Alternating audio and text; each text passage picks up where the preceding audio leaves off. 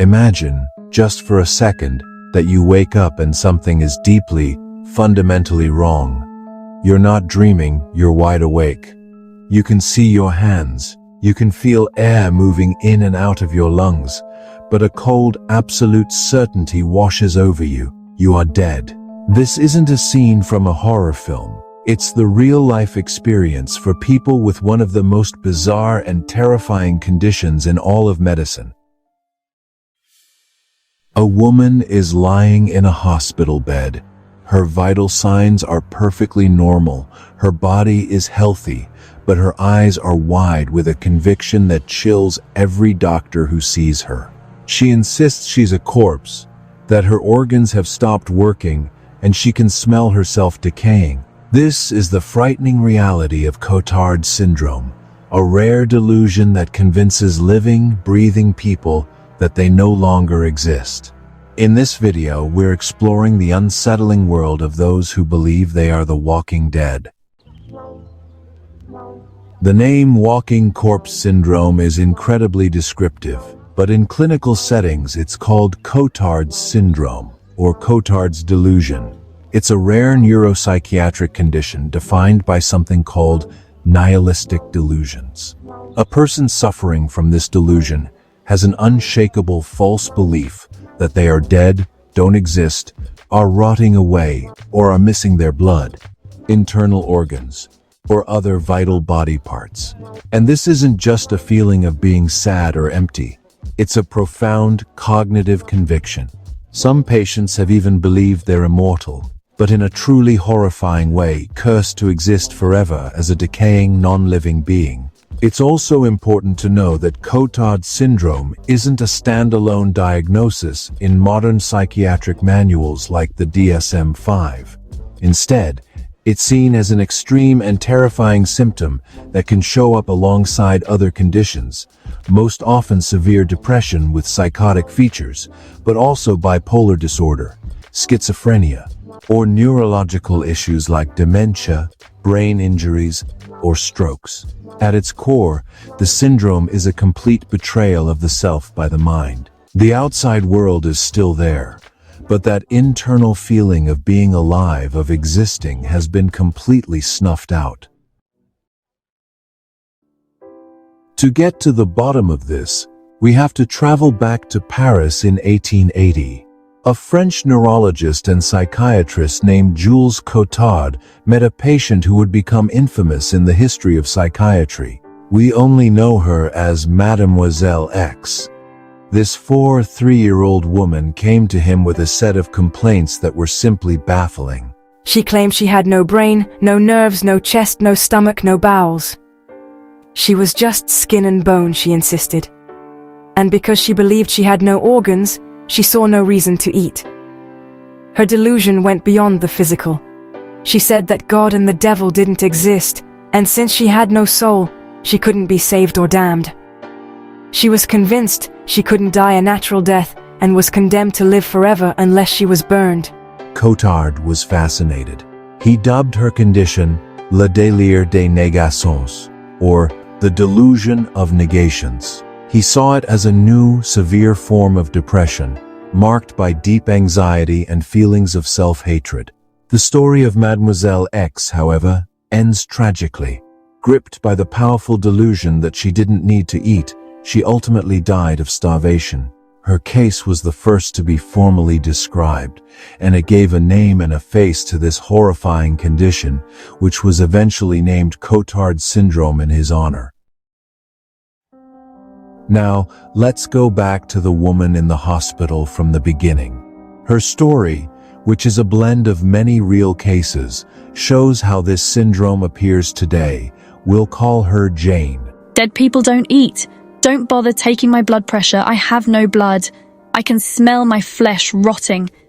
Doctors run a whole battery of tests. Her blood work is normal, other than showing some malnutrition. Her heart is beating strong. An MRI of her brain might show no obvious tumor or injury, though in some cases, scans do show structural or functional changes. Yet, Jane's belief is absolute. This is the central paradox of Cotards. the jarring disconnect between a physically healthy body and a mind that has completely rejected that body's existence. The real danger isn't from some zombie apocalypse, but from the very real consequences of the delusion. Patients like Jane are at an extremely high risk of self-neglect, starvation, and dehydration because, in their world, those biological needs just don't apply anymore. So, what on earth is happening inside the brain to create such a bizarre and profound delusion? This is where we move from medical history to modern neuroscience.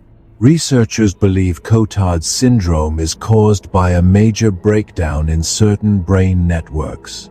One popular theory, which is related to a similar condition called Capgras delusion, suggests a disconnection between two key areas: the fusiform gyrus, which helps recognize faces, and the amygdala, which attaches emotions to what we perceive. In a healthy brain, when you see someone you love, or even your own face in the mirror, you get an instant, subconscious feeling of emotional familiarity. It's that feeling of, I know this person, this is me. In someone with Cotards, that link appears to be broken. They might intellectually recognize their own face, but it has no emotional weight. It feels alien, like looking at a complete stranger. This lack of emotional feedback creates a crisis for the brain. It struggles to make sense of this strange experience. If I look at my own face and feel nothing, and I see the world but feel no connection to it, what's the logical answer? For these individuals, who are often already struggling with severe depression or psychosis, the brain lands on the most extreme explanation. I must be dead. Brain scans have pointed to broader dysfunction in frontoparietal networks and the default mode network, which is crucial for our sense of self. The case of a man named Graham is a famous example. After a suicide attempt, he became convinced his brain was dead. When neurologists took a PET scan, which measures metabolic activity, they were stunned. The activity in huge parts of his frontal and parietal lobes, areas vital for self-awareness, was so low that it looked like the brain of someone in a vegetative state or under anesthesia. And yet, Graham was awake, walking and talking. In a very real sense, his brain activity was mirroring his delusional belief. The mind's ability to create such a profound disconnect is both terrifying and fascinating. Next, we're going to look at the different forms this syndrome can take, and, most importantly, how it's treated. If you're finding this exploration into the mind's darkest corners as compelling as we do, please take a moment to like this video and subscribe to our channel. It really helps us continue to make content like this. Cotard's syndrome doesn't look the same for everyone. Researchers have proposed different ways to categorize it. One model suggests a type I, which is more of a pure nihilistic delusion without severe depression, and a type 2, where the delusions come with intense anxiety, depression, and hallucinations. The variations are as wild as the mind can imagine. There are documented cases of people believing their organs had turned to stone, that they were completely hollow, or even that they had turned into an animal. One 32-year-old man in Iran was convinced he was dead and had become a dog, and that his wife and daughters had also died and were now sheep. So, is it dangerous? Without a doubt. Not because the person is a zombie, but because the way they behave can be life-threatening. The most immediate risks are starvation and dehydration from self-neglect. Suicidal thoughts are also common, but the logic can be twisted. Some patients might try to harm themselves to prove to others that they are already dead and can't be hurt. But there is hope. Since Cotards is usually a symptom of an underlying illness, treatment targets that root cause.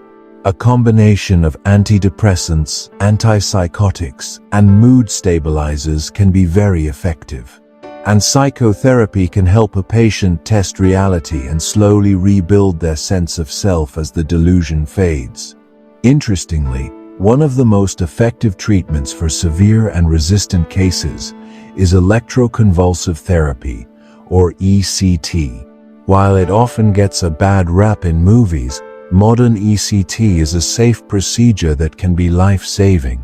Its exact mechanism isn't fully understood, but it seems to induce complex neurochemical changes that can effectively reboot the brain circuits that have gone haywire, bringing rapid relief. Many patients, including the man named Graham, have made incredible recoveries with medication and therapy, eventually returning to the world of the living. Walking corpse syndrome stretches the limits of what we understand about consciousness, reality, and the very nature of the self. It shows us that our sense of being alive isn't a guarantee, it's a fragile, complex construction of our brain, a collaboration between our senses, emotions, and beliefs. And when that construction falls apart, the result is one of the most isolating and terrifying experiences a person can go through. It's a powerful reminder that the mind isn't just a passenger in the body. It's the architect of our reality, and sometimes that architect can build a prison so convincing the prisoner doesn't even believe they exist anymore.